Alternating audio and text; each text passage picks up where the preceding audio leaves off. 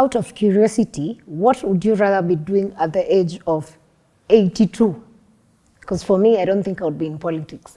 But one man, Jacob Zuma, the former president of South Africa, has gone back into politics during the elections, and his participation has caused trouble in that ANC has actually lost an election for the first time in 30 years, because now one Cyril Ramaphosa cannot get into power because he missed out on the 50%. One of the people who has caused this missing out for Ramaphosa is none other than Jacob Zuma. And I think he's very happy at this point because his influence and power remains unshaken even at this point.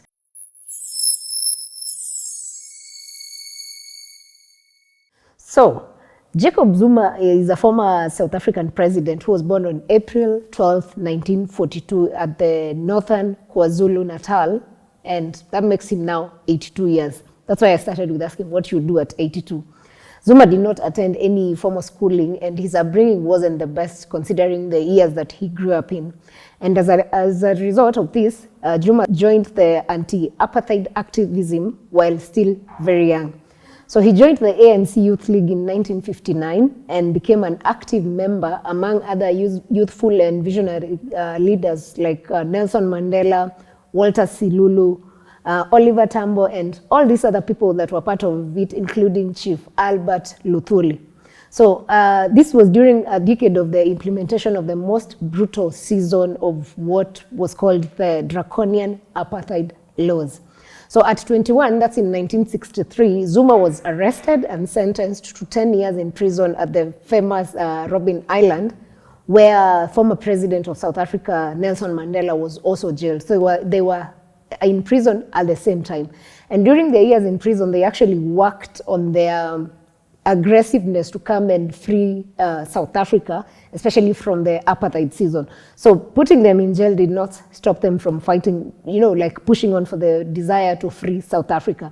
10 years later, Zuma was released from Robben Island maximum prison. That's in 1973. He came out more determined, and actually than before, he decided to fight for the freedom of the struggle, the freedom for South Africans so they could get free from the famous apartheid season.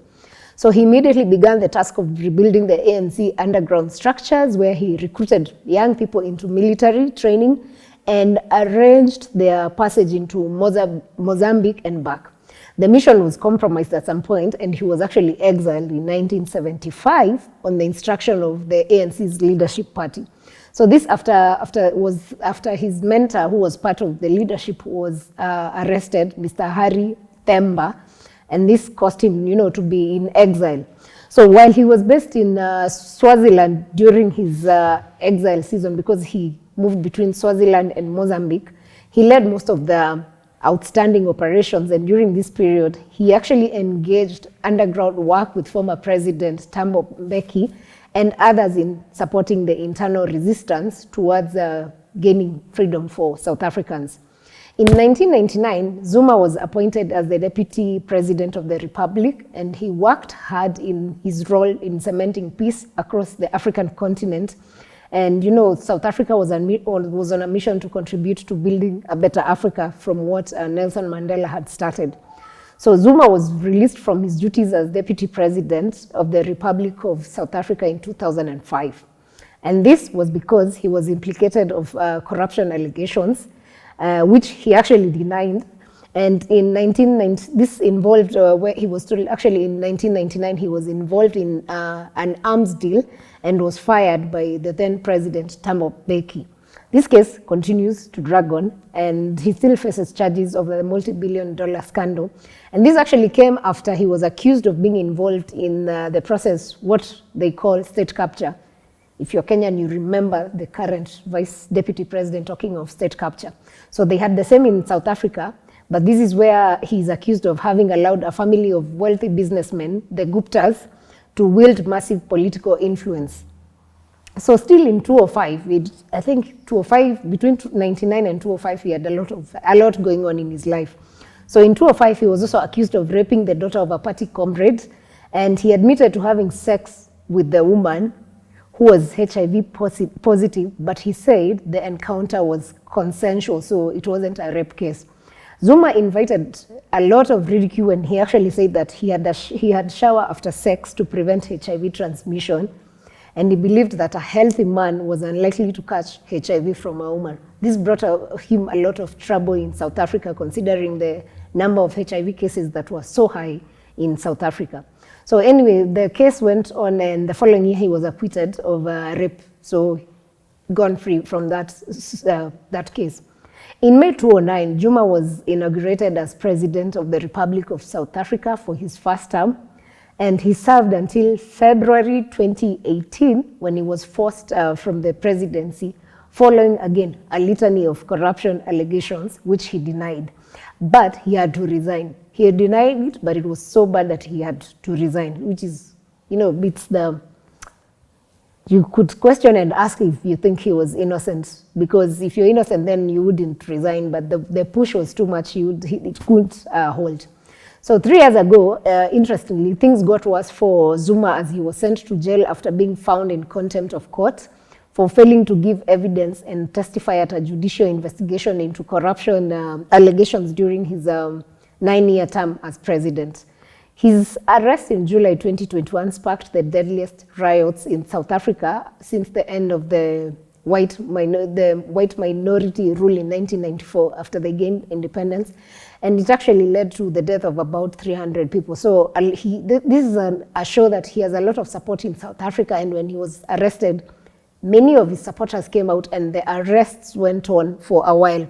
So he had been sentenced to 15 months, but President Ramaphosa released him after he had served only 3 months in an attempt to appease him and, his angry supporters. So once he was released, the demonstrations ended, and I think everyone went home happy that their candidate or the person they love most in politics was free. So Zuma has actually been elected, accused of corruption, fired, accused of rape, acquitted, elected president again, accused of corruption again, denied again, ousted, imprisoned for contempt of court, freed, and he was actually barred from becoming an MP in the recent elections that took place a week ago in South Africa. So he may have been knocked down on several occasions, as we can see, but he has never been knocked out, evidently because even having been stopped from running, his party actually became number 3 in the elections. Like, he was not on the ballot papers, but he put up another candidate to run. And that candidate, just because Zuma supported him, their party actually became number 3, beating even the infamous EFF party of one Julius Malema. Found that to be quite a very interesting twist. His newly formed party was actually called Umkhonto Wesizwe, or MK, the famous, or rather it means the spear of the nation, because actually the constitution prohibits anyone given a prison sentence of at least 12 months or longer from holding a parliamentary seat. That's why he could not run. So despite his absence on the ballot, results of last week's vote show that he wields a lot of political influence, and for you to make it to number 3, beating even EFF, it was rather obvious. You can't say this man is done with politics. So his new party took on the African National Congress, the famous ANC, that has been in, this is the first time ANC in 30 years has lost, have not won on a first round. So it was very interesting to have that his party now, this spear of the nation, gaining 15% of the votes. And they say that Zuma tsunami, as it had been dubbed, is responsible.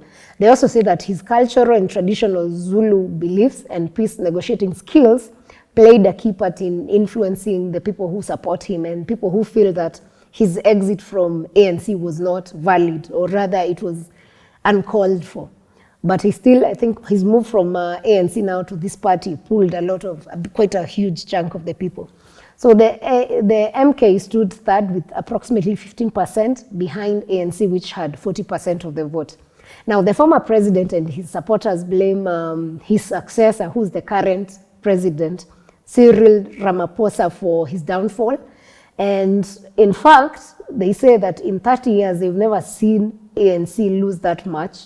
and they cannot believe that a sitting president would actually perform that bad for him to lose the 50% that's required for a win again. So Zuma now is actually in a position where he may want to settle scores with his rival, who's Ramaphosa. And then the parties in South Africa currently are going through the negotiations and trying to talk to each other to see which party unites with ANC so that they can form government. And looking at Zuma's influence, it's inevitable that Ramaphosa and the team at the ANC have reached out, but with the coalition talks underway, the MK party has made it clear that they will only form a partnership with the ANC if President Ramaphosa resigns. Quite an interesting twist. I'm not sure Ramaphosa, having been on the ballot, wants to resign at this point. I don't think he even has plans for that. So with the MK party, which is Zuma's party, giving such conditions, then Ramaphosa is left to either negotiate with the Democratic Alliance, which is very hard because that's the key opposition party, or reach out to Julius Malema, the leader of EFF, another very interesting character. So I think the option that Ramaphosa is left with is either talk to Zuma nicely, and that talk means he either resigns. But we are not certain yet. We're taking the time to watch the happenings that take place in South Africa with the talks. And whichever way it goes, we will be here, but it will be very interesting to see that Zuma, who was sent out on issues, who was forced into resigning because of corruption, could easily go back to government, you know. And his party's performance during the weekend when the results were announced, Mr. Zuma also threw the first punch on Saturday, alleging that there were irregularities in the elections. Hence why they're demanding that Ramaphosa resigns if they're to form a government with ANC. So that's the story of one Jacob Zuma. We will keep watching and seeing what develops in South Africa and see if he actually ends up in government, because if he ends up in government, it's going to be another interesting season of South African politics. And watching out for all these issues that Zuma has gone through in the past. I don't know if the future holds the same, or he will be accused of more or less, or he will be a better president at 82. You know, with old age comes wisdom. Maybe he's become a better person. Maybe he will make a better, leader. Anyway, be on the lookout. Share with us in the comment section what you think and who you actually think should team up with Ramaphosa. And also what you think about Zuma's style of leadership and his infamous dance that he was also doing during the campaign season. So thanks for watching, and we'll catch you on the next one. Remember to subscribe and share your feelings with us on the comment section. See you.